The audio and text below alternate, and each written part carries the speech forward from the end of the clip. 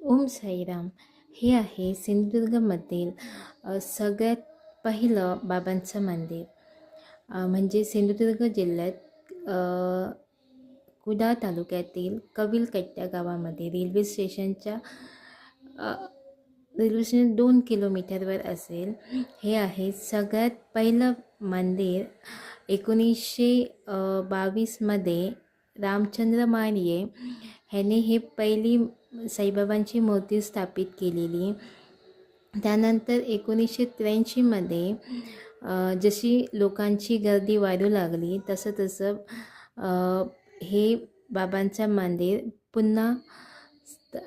पुन्हा उभारण्यात आलं आणि त्याच्यात 7.5 फुटांची साईबाबांची मूर्ती पुन्हा स्थापित केली. या अशा गाभाऱ्यामध्ये, साईबाबांच्या मंदिराच्या गाभाऱ्यामध्ये अनेक मूर्त्या बसवलेल्या आहेत. तुम्ही नक्की एकदा येऊन भेट देऊन जावा. बाय.